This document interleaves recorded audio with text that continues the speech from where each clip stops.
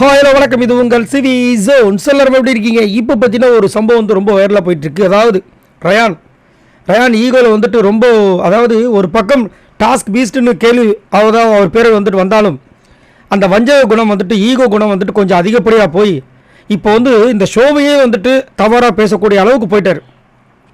ஏன்னா இந்த ஷோவில் வந்துட்டு எவ்வளோ பெரிய விஷயங்கள் நடக்குது, எத்தனை பேரை வச்சு செலக்ட் பண்ணுறாங்க, அவங்களுக்கு என்னென்ன விஷயங்கள்லாம் கேட்கப்படுது, கொஸ்டின் இன்டர்வியூஸில் வருது, இவ்வளோ விஷயங்களை தாண்டி இவ்வளோ விஷயங்கள் பண்ணால் அசால்ட்டாக வந்துட்டு ஒருத்தர் வந்துட்டு குறை சொல்லிட்டு இருக்கார். ரயான் என்ன சொல்கிறாருன்னா, இப்போ இந்த ஷோ வந்துட்டு பிக் பாஸ் ஷோவை தாண்டி பேச்சாளர்கள் ஷோவாக மாறிடுச்சான்.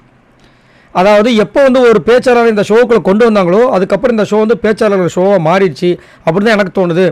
எந்த ஒரு விஷயத்தையும் இங்கே வந்து நம்ம பண்ணோன்னா அதை வந்துட்டு பேசி தான் ஜெயிக்கணும், வேறு வழி கிடையாது. நம்ம ஆக்ஷன்ஸை கூட வந்து செஞ்சு வந்து ஜெயிக்க முடியாது. ஆனால் நம்ம ஏதாவது ஒரு விஷயத்த பண்ணால் அதை வந்துட்டு நம்ம பேசி தான் விளையாட முடிய கட்டாயத்தில் இருக்கோம். நம்ம விளையாடி அதை சொல்ல வேண்டிய கட்டாயத்தில் இருக்கோம்.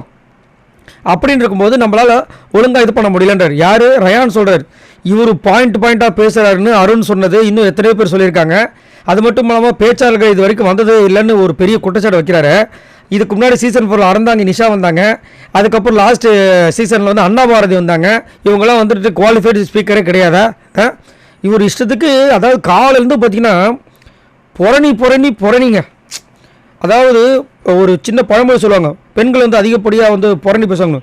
இவர் அதுக்கும் மேலே இருக்கார், புறணி பேசி தள்ளுறாரு. ஒரு வாட்டியும் பார்த்தீங்கன்னா ஒரு பக்கம் அருண், ஒரு பக்கம் தீபக்கட்டில் வரமாட்டார், மஞ்சரி, அதுக்கப்புறம் ஜாக்லின், அதுக்கப்புறம் பவித்ரா, மாறி ஷிஃப்ட் பேசிஸில், அதுக்கப்புறம் வந்துட்டு ராணவ். ஐய அப்படின்ற மாதிரி இருந்துச்சு.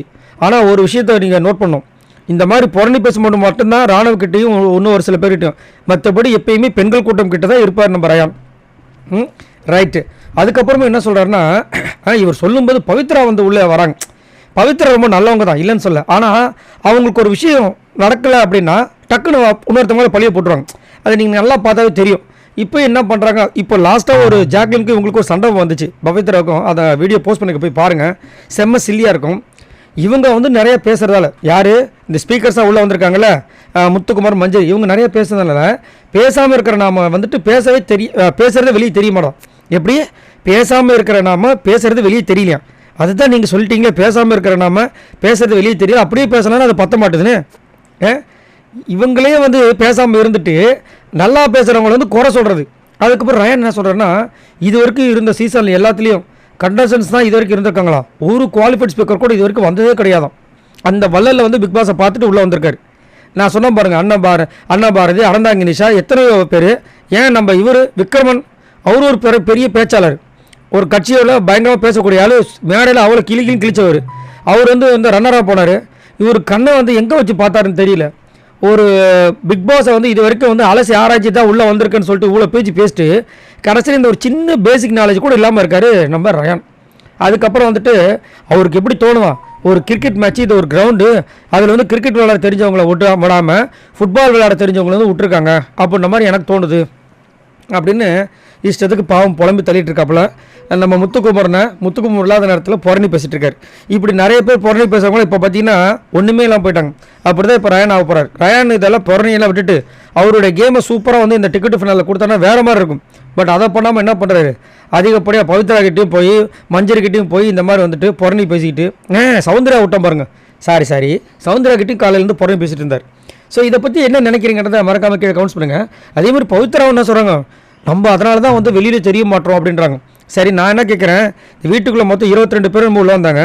அவர் ஒருத்தர் கழிச்சு விட்டா மீதி 20 பேர் இருந்தாங்களா, அவங்களோட நல்லா பேசியிருக்கலாமே, ஏன் அவங்கள விட உங்களால் பேச முடியல? ஏன் ஜாக்லினோட சூப்பராக பேசணும்?